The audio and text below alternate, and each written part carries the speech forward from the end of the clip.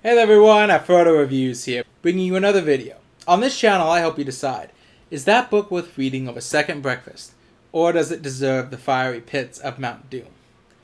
I also bring you a big dog that doesn't know the meaning of personal space. Yes, I love you. It's been a while since I've done one of these, but with the upcoming month, I honestly kind of just wanted to do it again. I was excited about the books I'd chosen to read out this month. And I'm hoping, I truly am hoping, that my schedule allows me to complete them in a fashion that allows me to keep up with my schedule. As I can say for my last week where I did the D&D books, obviously I only managed to get 2 done. And unfortunately, that's my life now. That's why I stopped doing these TBRs, because I couldn't promise that the books I was setting up would be done in that time anymore. There are times where I just get home and I have no energy to do anything but sit on this couch and veg. It's kind of one of those, I've just come to accept it. But with this is something I did last year, and I'm pretty excited to do about this year. I got these books in advance just for this, and I'm going to commit. Just like May will continue to be May the 4th be with you. Without further ado, let's go ahead and get into the TBR. It's going to be fun, I promise. Now, last year I did a lot of expanded universe kind of works for games, because in honor of the spirit of my channel, of which this will be the 2nd anniversary, that was because one of the things I heavily debated when I went into this was, do I want to review books or do I want to play video games? And ultimately I decided to review books. That was because playing video games was a little more personal for me. I like to just sit down and play games sometimes, not really talk or put on an act or anything like that. Whereas I've never read a book that I don't want to talk about later on. Books are something I like discussing, like having fun with. So that's ultimately what led to me creating books. But that doesn't mean I can't look back and think, what was? And also I'm considering starting my own gaming channel. Anyways, that being said, let's go ahead and dive into the books I had chosen for this month. The first is from a long time series favorite of mine.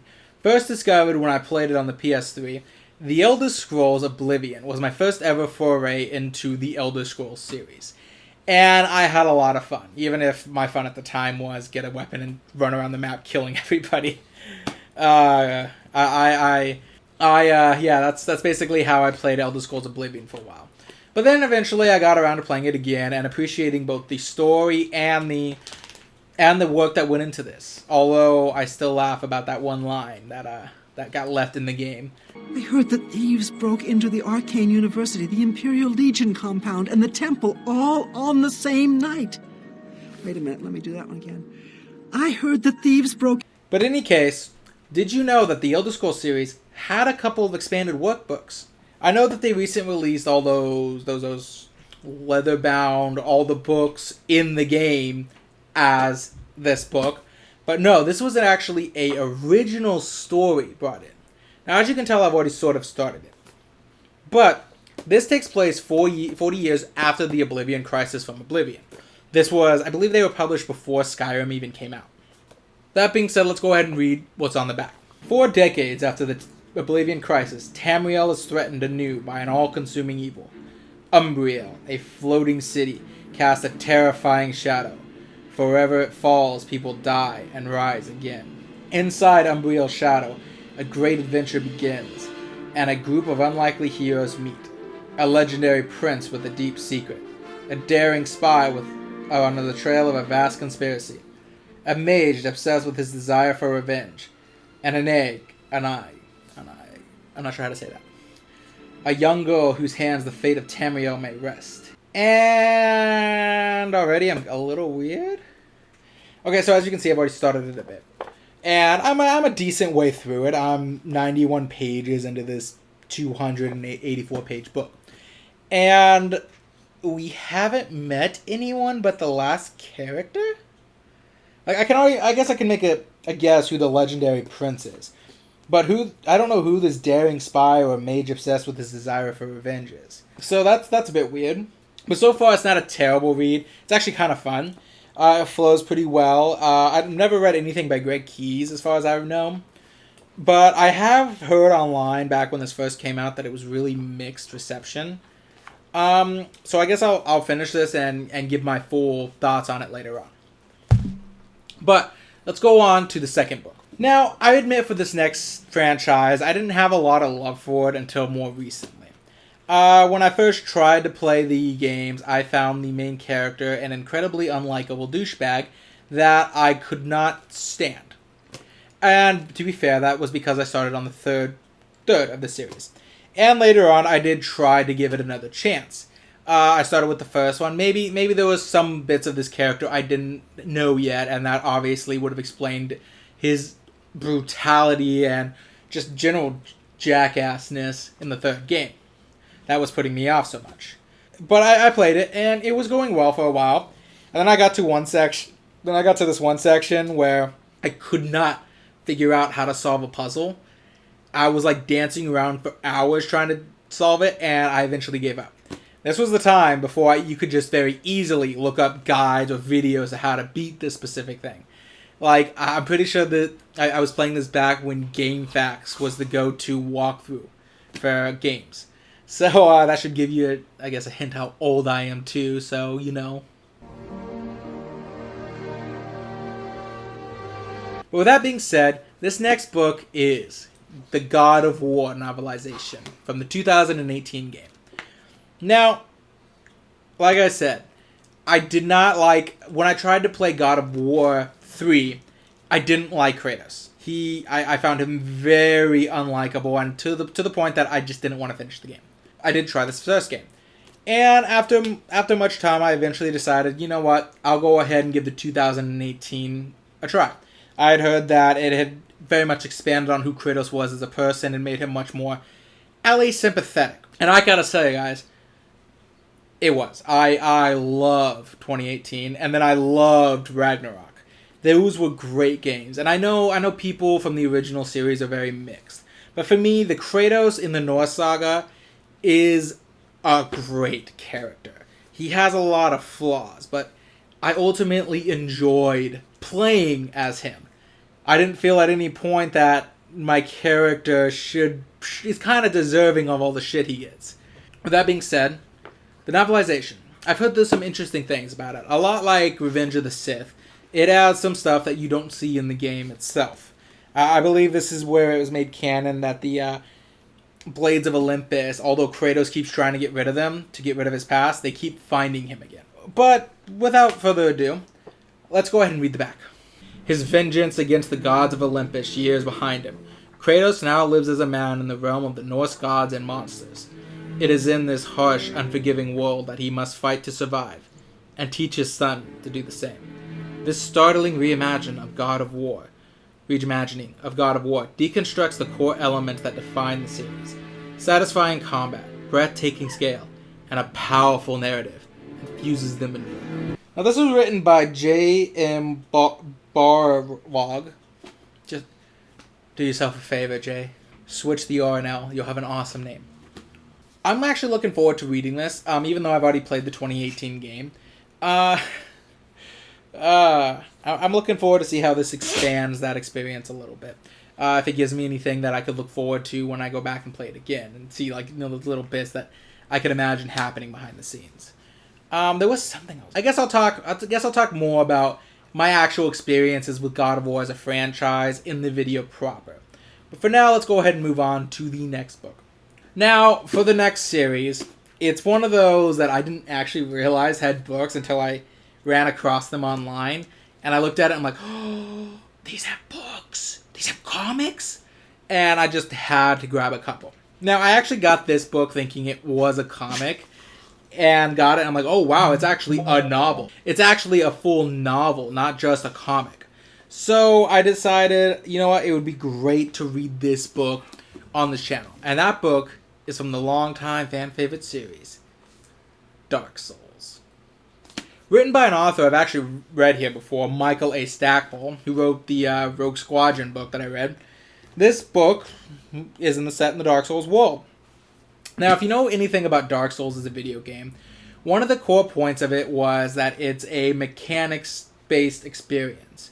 What you play the game, how you play the game is almost entirely based on how hard it is and how the mechanics work together. When I say hard, I mean it's, hard, not, it doesn't cheat. Most of the time when you play Dark Souls games and you die over and over and over again to a boss, you can look at it and say, I'm making this mistake when you do it. It never feels like the bosses are fucking cheaters. Except for the one, the Bed of Chaos. Everyone knows that one's awful. But another draw of the series was that it had a lot of deep lore that you could only find if you looked for it. This is environmental storytelling. This is the item descriptions. It's occasionally something people will tell you in optional side quests. There's a lot of paths you can take, a lot of hidden secrets, and it's just one of those. There's a lot of lore in it, so I was actually kind of surprised that they would release something like The Mask of Vindication, because this kind of puts more of the lore directly in your hands, as opposed to having to look for it. But what is this book about? Well, let's check it out. A nameless undead awakens in an ancient crypt, and thus does the journey begin. Drawn mysteriously toward the horizons, he ventures into a land of perils beyond death. A once shining kingdom has been fractured, and mindless hollows prowl the dark corners. To see it united and restored, the old king must be freed by his Git, the youth Balaron. I'm not sure what that is, Git. It's actually spelled G-E-T, so I'm not, mispronouncing it. Or maybe it's Get. No, it can't be Get. That doesn't make sense. Anyways. The undead and his companions, surviving champions of the Halcyon era, accompany Balaron on this journey to release his father, battling foes both monstrous and clever. Yet it is not their fearsome enemies that give them doubt. It is their quest. Can a world so troubled truly be set right again? Or is it fated to vanish into the dark? I'm wondering if this was written before or after Dark Souls 3. It probably was before. But this sounds interesting. My hope, this follows the story of that knight that frees you from the cell by throwing you down souls to start.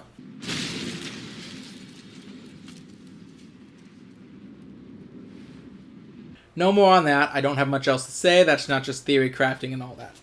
But I'm looking forward to reading this. It's actually, like I said, it's actually a pretty decent novel. So let's go on. Now, the next one is, it's a mix of both being something I did want to read and another chance book. You see, there's the author that wrote this book. I've made no secret that I have found the two works of his that I've read awful. Very awful. Like, horrible. The first book of his I read, I hate so much, and I wish was decanonized. The second book that I read was also awful. In fact, it made my worst of list of last year. That author is William C. Dietz. At least I'm hoping I'm saying that name. The author of Mass Effect, Ascension, and Resistance, The Gathering Storm. Now, I've reviewed Resistance on The Gathering Storm here on my channel, so you should get a fair idea of how much I hated that one. But Mass Effect Ascension is an awful book. I could literally do an entire video on all the plot holes presented in that book. But despite that, anytime I look online for the books that William C. Dietz writes, I always see people saying it's not his best work. This isn't what he should be known for. A decent author, given a bad story to work with. So I'm left, what is it about Dietz that has so much apologist for his works? Maybe there's something about his works that I'm missing. Maybe I found the two worst works in his entire lexicon. Maybe there's two works where he does not seem to give a damn about the canon, damn about the established characters, or anything like that. It's just the two outliers. So I decided that I'm going to give him another chance with Halo, The Flood. I read the first Halo novel last year on my channel for the same month, and I alluded to wanting to read this one too later on. When I talked to Holly about this, one of the things I asked her was, because she's a much bigger Halo fan than I am, one of the things I asked her was, is Halo the Flood any good? Because I had recognized William C. Dietz as the author while I was reading Resistance Fall of Man. Needless to say, she said it was decent. She didn't think it was great, but she thought it was decent. So I'm hoping I'm going to read this and figure out maybe Dietz has gotten an unfair reputation for me. Maybe the 2 books that I have read of his are just the outliers, the awful ones. But without further ado, no more apologetics on that end. Let's read the back and see what this book's about. Having barely escaped the Battle of Reach, the crew of the Pillar of Autumn is forced to make a jump into slip space in hopes of evading the vast alien alliance hell-bent on wiping out humanity. But their destination brings them to an ancient mystery and an even greater struggle. In this far-flung corner of the universe floats a magnificently massive, ancient, artificial ringworld, a construct from a long-lost race. The humans' only hope for survival is to crash land on its surface and take the battle against the Covenant to the ground. But they soon discover that this enigmatic ringworld is much more than it seems. Built 100,000 years ago by a civilization known as the Forerunners, this Halo is worshipped by the Covenant, a sacred artifact they hope will complete their religious quest for supposed transcendence. They will stop at nothing to control it. Engaged in a fierce ground battle, Master Chief and Cortana go deep into the Halo construct and uncover a dark secret. This enigmatic ringworld. I'm getting very upset with how often they use enigmatic. This enigmatic ringworld is also the universe's most dangerous weapon. Its purpose? The destruction of all life. For the Forerunners built the Halo to battle the universe's most vicious enemy, a virtually unstoppable and suddenly reawakened enemy known as the Flood. Now, those of you who've played Halo before, you know the Flood is a very well-deserved horror villain that's in a sci-fi shooter series. So I'm actually somewhat interested to see if William C. Dietz can handle a horror. I already know he can't handle pure action. I already know he can't handle sci-fi. But a sci-fi military fiction, I guess I could say, with Ascension, although I wouldn't really argue it's that. Anyways, point is, I'm looking forward to this book, and as much as I've had issues with Dietz books in the past, I am hoping that this book holds up. But I don't have much else to say on that. I don't have a lot of experience with Halo. You can kind of see my old TDR about this when it comes to it. I've played Halo a lot before, but I've never owned it personally. Well, I guess I do now on the computer. Anyways, to avoid my rambling anymore, that's all I got for the books. Obviously, that the Dragonlance series review is going to come out the start of the Monday, so I can't do 5 books. Plus, I don't want to overload myself that way. I just barely finished Dragonlance, and I don't want to risk trying to do 5. Plus, the banned books I'm reading in the background as well. That being said, just remember, with every book comes an adventure. And every adventure is worth having. And I'm hoping he proves to have a decent story. See you later, everyone.